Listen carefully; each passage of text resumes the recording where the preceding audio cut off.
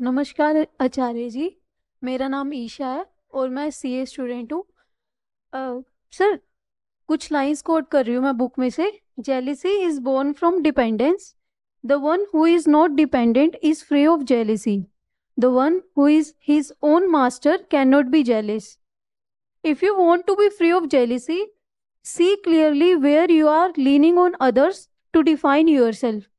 जैसे कि मैं अपनी बात करूं, तो जब भी मैं अपनी एज के विद्यार्थियों से मिलती हूँ, तो मेरा क्या रहता है, जब मुझे उनके बारे में पता चलता है कि वो मेरे से किस किस क्षेत्र में कितना आगे हैं, तो इसमें मेरी उन पर डिपेंडेंस नहीं है किसी चीज को लेकर, बट जेलिसी तो तब भी है। तो इस चीज को मतलब समझ नहीं आ रहा कि लाइंस क्या सजेस्ट कर रही हैं। डिपेंडेंस जेलिसी है। और डिपेंडेंस का क्या है रिलेशन है? है है भाई, डिपेंडेंस है। मतलब डिपेंडेंस मेरी मेरे घर वालों पर। आपके घर वालों की भी उन पर डिपेंडेंस है, बताता हूं कैसे।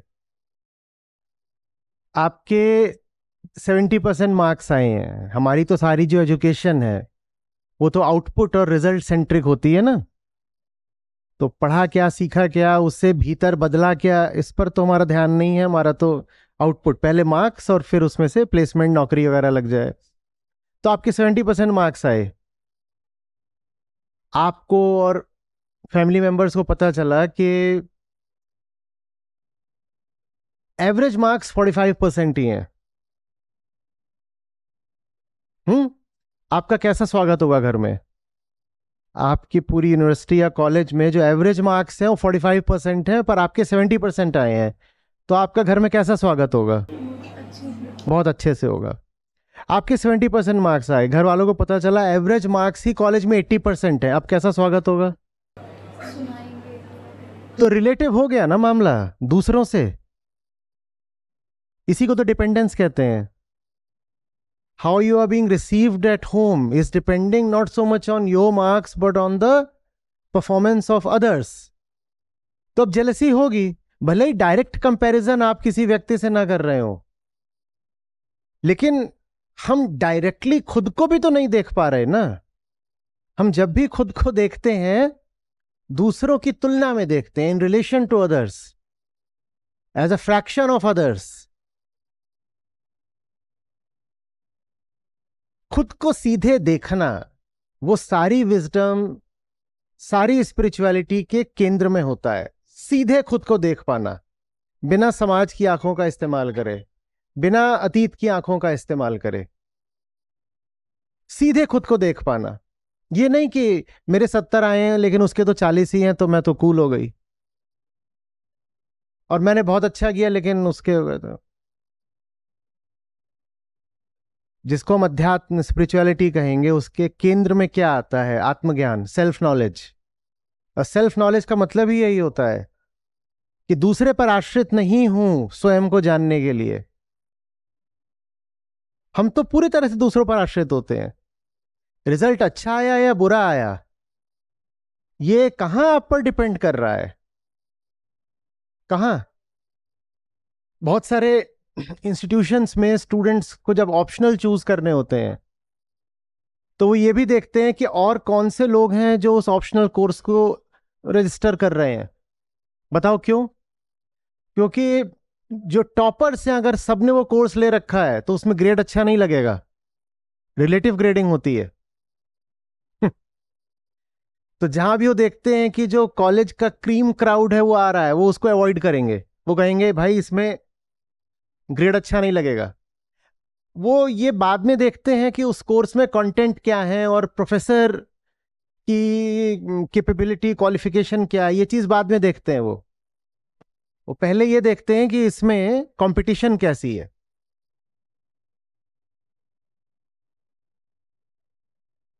जब मैंने स्क्वॉश सीखना शुरू करा था, तो जो मेरे कोच थे उन्होंने कहा कि इंडिया में बहुत हेवी एनरोलमेंट रहता है स्क्वॉश में, 11 से 15 साल, ये जो एज ग्रुप है इसके बीच में, और ये परफॉर्म भी अच्छा करते हैं। मैंने कहा फिर क्या हो जाता है? बोले फिर वही हो जाता है जो होने के लिए इनके पेरेंट्स ने इनको स्क्वॉश दिलवाया था। मैंने पूछा मतलब क्या? हाँ, बोले इंडिया में स्क्वॉश अभी बहुत पॉपुलर नहीं है, तो पेरेंट्स स्क्वॉश में बच्चों को इसलिए भेजते हैं कि इसमें कंपटीशन कम है, जब कंपटीशन कम है तो कुछ नेशनल रैंकिंग आ जाएगी, जब नेशनल रैंकिंग आ जाएगी तो उस नेशनल रैंकिंग के दम पे किसी कॉलेज में एडमिशन मिल जाएगा। एक बार कॉलेज में एडमिशन मिल गया तो काम पूरा हो गया ना, कॉलेज में तो आप प्लेसमेंट के लिए आते हो, स्क्वॉश खत्म। अब सोचो, जो ये सोच करके हाथ में रैकेट ले रहा है वो क्या दिल लगाएगा खेलने में, और उसके पेरेंट्स भी उसको किस तरह से इस्तेमाल कर रहे हैं। जब अपनी जिंदगी का पता होता है तो दूसरों से ईर्ष्या नहीं होती, दूसरों से आप बहुत तुलना करना ही नहीं चाहते, क्योंकि अब मी वर्सेस यू नहीं होता, अब मी वर्सेस मी होता है। जेलेसी का मतलब होता है मी वर्सेस यू। और ईमानदारी का मतलब होता है मी वर्सेस मी। मी वर्सेस मी का तो हमें कोई प्रशिक्षण मिलता नहीं ना, और जबकि वही सच्चाई है, इसमें कोई आदर्शवाद नहीं है। मैं जैसा भी हूं वहीं से तो मुझे शुरुआत करनी है, मैं जहां पर भी हूं वहीं से तो मुझे बेहतर होना है ना। तो ये तो एक तथ्यात्मक फैक्चुअल बात है कि इंप्रूवमेंट तो हमेशा मी वर्सेस मी ही होगा। हाँ, दूसरे को देख करके आप एक इंस्पिरेशन ले सकते हो कि देखो वो कहां था, वहां से कहां पहुंच गया, लेकिन वो भी आप उसकी जो तरक्की देखोगे वो उसकी तरक्की उसकी तुलना में देखोगे। हम गड़बड़ ये कर देते हैं कि उसकी तुलना अपने आप से करने लगते हैं, जबकि हर व्यक्ति की स्थिति और स्थान बिल्कुल विशिष्ट यूनिक होता है। तो इसमें टेक्निकल प्रॉब्लम आ जाती है, समझ रहे हो ना आप। दूसरे से तुलना करना कोई नैतिक आधार पर, मोरल आधार पर, किन्हीं आदर्शों के कारण गलत नहीं है। दूसरों से तुलना करने में व्यवहारिक दिक्कत है। वो लगभग ऐसी बात है कि आप वहां पर हैं, मैं यहां पर हूं, और मैं आपसे यह तुलना करूं कि हम दोनों में से जल्दी से इस दीवार को कौन छू देता है, और मैं पाऊं कि मैं बार बार हार रहा हूं, तो मुझे फिर आपसे ईर्ष्या हो जाए, जेलसी हो जाए। मुझे यह नहीं देखना है कि आपकी तुलना में मैं इस दीवारों को जल्दी छू पाता, आप ही छूओगे, आप प्रिविलेज्ड हो। मुझे यह देखना है कि अभी मैंने अपने पहले प्रयास में कितना समय लगाया इसको छूने में। मैं उठा, मैं गया, कुछ सेकंड, 1-2 सेकंड जो भी है लगे, और फिर मुझे देखना है कि दोबारा जब कोशिश कर रहा हूं तो बेहतर हो पाया कि नहीं। Me versus me. But that's not how parents and others look at it. आरजी, सर फिर रिलेटिव उसका ग्रेडिंग, बहुत सारे कैंपसेस में चलती है। आप में से कितने लोगों के कैंपसेस में होती है रिलेटिव ग्रेडिंग? और रिलेटिव ग्रेडिंग किस कारण से हो मैं जानता हूं, उससे कुछ लाभ है, पर उससे एक ये बड़ा नुकसान होता है कि आप हर समय दूसरों की ओर देख रहे होते हो और एवरेजेस से अपने आप को कंपेयर कर रहे होते हो। हाँ जी। सर फिर मुझे बहुत प्रॉब्लम हो रही है, जैसे क्या है, मैं आपको सुनने लगी हूँ तो मुझे इस चीज़ की क्लैरिटी कि मुझे मी वर्सेस मी देखना है, बट वही पेरेंट्स का वही माइंडसेट है कि बाकियों को देख वो कितना नहीं तो आप आगे पेरेंट्स है। पे क्यों डिपेंड कर रहे हो अपने असेसमेंट के लिए? पेरेंट्स का माइंडसेट है, उन्होंने आपको असेस करा, ठीक है, उन्होंने कर लिया, उनका अपना बैकग्राउंड है, उनकी अपनी कंडीशनिंग है, उनकी अपनी अनुभव की एक धारा रही है, तो उन्होंने कर लिया। अब उन्होंने कर लिया तो कर लिया, आप क्यों परेशान हो रहे हो? आपकी पॉकेट मनी काटी कट जाएगी अगर तो खुद कमाना शुरू करो ना। यही तो डिपेंडेंस है ना। वही डिपेंडेंसी है। ये भी तो डिपेंडेंस है ना, देखा। Thank you sir. वेलकम। नमस्ते आचार्य जी, मेरा नाम सीमा है। मैं सिविल हॉस्पिटल में डॉक्टर काम कर रही हूँ। मेरा प्रश्न चैप्टर 85 से है, बियॉन्ड फॉरगिवनेस। काफ़ी बार हमारे साथ होता है कि हम कुछ बातें होती है जो हम पकड़ के बैठ जाते हैं, दूसरों को माफ़ नहीं कर पाते, हम्म। हम्म। और काफ़ी बार हम खुद को भी कुछ चीज़ों के लिए माफ़ नहीं कर पाते, तो उन्हें पकड़ के बैठ जाते हैं। तो सर, हम कैसे बियॉन्ड फॉरगिवनेस पहुंच पाएंगे? वही है, दूसरे को भगवान बनाना बंद करो। वो इतना बड़ा कैसे हो गया कि उसने इतना बड़ा घाव दे दिया? अगर आपको इतना बड़ा घाव लगा है कि आप भूल ही नहीं पा रहे, तो इतना बड़ा घाव देने वाला भी उतना ही बड़ा होगा। तो बहुत बड़ा घाव खाकर तो आपने किसी को भगवान बना लिया, और वो भी किसको बना दिया? जिसने घाव दिया है। कोई आपको प्यार दे, आप उसे भगवान बना लो, थोड़ा सा समझ में आता है फिर भी। कोई आपको जिंदगी ही दे, आप उसको कहो भगवान हो, समझ में आता है। कोई आपको घाव दे रहा है और आपने उसको भगवान बना लिया, ये कैसी बात है? आप कहते हो ना कि पल पल सुमिरन करेंगे। सोचो, जो आपको बहुत चोट देकर गया है, आप उसका पल पल सुमिरन ही तो करते हो, वो तो भगवान का किया जाता है। जिसको आप लगातार याद रखो, वो तो क्या हो गया आपका? वो तो पूज्य हो गया, उसी की आराधना कर रहे हो, उस साधना कर रहे हो, याद कर रहे हो। ऐसा जख्म दिया है जो ना फिर भरेगा। ये अपना अपमान है कि एक तो वो चोट मार गया और पीछे से हम उसकी पूजा कर रहे हैं। एक तो वो घाव दे गया और पीछे से हम उसको लगातार याद रख रहे हैं। हर आदमी इस लायक नहीं होता है कि उसको अपने मन में जगह दी जाए। जब वो तुम्हें चोट दे गया है तो उसको याद क्यों रख रहे हो? लेकिन हमारे यहां ये चलता है कि चोट दी है उसने तो बदला भी तो लेना है, तो याद रखना है। उल्टा होना चाहिए। मन तो मंदिर है, साफ जगह है, यहां उसको रखो ना जिसको रखने से तुम ऊंचे उठते हो। राक्षसों की प्रतिमा थोड़ी रखते हैं कि रखते हैं कि राक्षस आया और तुम्हें ऐसे मार के चला गया और तुम उसकी प्रतिमा को यहां पर रखे बैठे हो। ऐसा करते हैं क्या? प्रतिमा उसकी रखी जाती है जिसको देखो तो मन साफ हो जाए, जिंदगी थोड़ा बेहतर हो जाए, कुछ ऊंची अच्छी बात याद आए। जिसकी छवि से ही कुछ बहुत गंदा गंदा याद आए, उसको क्यों याद रख रहे हो? उसकी छवि को क्यों यहां पर सहेजे संभाले बैठे हो? और फिर हम बात करते हैं फॉरगिवनेस की। फॉरगिवनेस कुछ होता ही नहीं है, फॉरगेटफुलनेस होता है। फॉरगिविंग नहीं होता, फॉरगेटिंग होता है।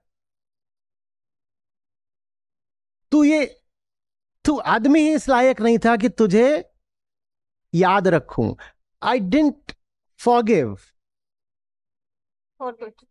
आई Forgot. forgot. And that's what you deserve.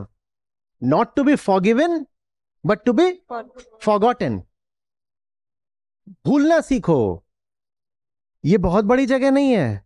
यहां गड़बड़ चीज रखोगे तो अच्छी चीज बाहर आ जाएगी। इतना सा है। सब यहां गड़बड़ माल रखोगे तो अच्छा माल कहां रखोगे?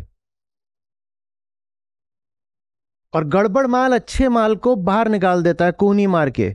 क्राउडिंग आउट हो जाती है उसकी। और हमने तो सब गड़बड़ माल ही रखा होता है यहां पर। किसी भी इंसान के पास जाओ तो वो बिल्कुल जख्मों का पुलिंदा है। अ बॉक्स ऑफ वुंड्स। किसी से बात करो और जैसे ही तुम्हारी उससे थोड़ी दोस्ती गहराएगी तो वो तुमको अपने जख्म दिखाना शुरू कर देगा। मेरे साथ बचपन में ऐसा ट्रॉमा हुआ था, उसके बाद एंट्रेंस एग्जाम के दिन मेरी तबीयत खराब हो गई। आपकी किस्मत अच्छी होगी तो अपने बारे में कोई एक आध ढंग की बात बता पाएगा, बाकी तो यही बताएगा कि मैं कितना बेचारा हूं और मेरा अतीत में कितना शोषण हुआ है और लोगों ने मेरे साथ कितनी बुराइयां करी हैं। यही है ना? जिनको हम अपना मानते हैं उनको तो सबसे ज्यादा हम यही बताते हैं। आज मैं आपको बहुत कुछ अपने दिल की बात बताना चाहती हूं और दिल की बात सारी यही होगी। मेरे साथ ये हुआ, मेरे साथ ये हुआ, मेरे साथ ये हुआ। मैं लड़की थी तो घर में पेरेंट्स डिस्क्रिमिनेशन करते थे। भैया को डबल रोटी, मुझे सिंगल रोटी। ये याद क्यों रख रहे हो? हम नहीं कह रहे कि ऐसा नहीं हुआ था, बिल्कुल हुआ होगा। पर ये याद अगर रखोगे ना तो तुम्हारा भविष्य भी तुम्हारे अतीत जैसा बन जाएगा।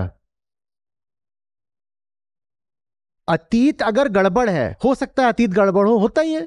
कौन सा हम बहुत स्वर्गनुमा जगहों जैसे आ रहे हैं, अतीत गड़बड़ होते हैं। तो अतीत अगर गड़बड़ है तो भविष्य अतीत जैसा बनाना है या अतीत से बिल्कुल अलग? अलग।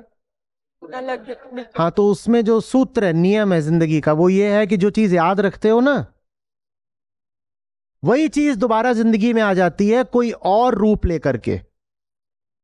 तुम्हें लगेगा कि तुमने एक नया भविष्य बना लिया है, पर वो जो नया भविष्य होगा वो अतीत का ही कोई संस्करण होगा। यह भी हो सकता है कि जो भविष्य है वो अतीत से 180 डिग्री माने विपरीत हो, पर विपरीत होके भी वो संबंधित किससे है? अतीत से ही संबंधित है ना। उसी रोड पर ऐसे जा रहे थे, उसी पर ऐसे आगे रह तो उसी रोड पर गए ना। जो चीजें जीवन को बेहतर न बनाती हों, वैल्यू एडिशन ना करती हों, उन चीजों को याद रखना माने खुद से दुश्मनी निभाना। याद रखने के लिए कितना कुछ अच्छा है इस दुनिया में। आप यहां पर आए हो, इतनी किताबें हैं, आपने 1% इसमें से ना पढ़ी हो। इतने ऊंचे लोग हैं, इतनी ऊंची उनकी बातें हैं, इनको याद रखो ना। सड़ी गली बातें, मैं स्कूल जा रही थी, कुत्ता काट गया, और वो कुत्ता कोई इंसान भी हो सकता है। और हमारे यहाँ ये होता है, लड़कियां स्कूल जा रही होती हैं, पीछे से इंसान काट जाते हैं, बिल्कुल होता है। क्यों याद रखें? वो कुत्ता ही है। आप क्यों उसको ट्रिब्यूट दे रहे हो याद रख के? वही क्यों भगवान बना रहे हो उसको? आगे बढ़ते चलो, भूलते चलो, और जगह बनाओ ताकि ढंग के लोग जिंदगी में आ पाए। भले ही वो मरे हुए लोग हों, यहां पर जिनकी किताबें हैं वो 99% जिंदा नहीं होंगे, पर उनको भी यहां पर रखना कहीं बेहतर है सड़े गले जिंदा लोगों को यहां पर रखने से।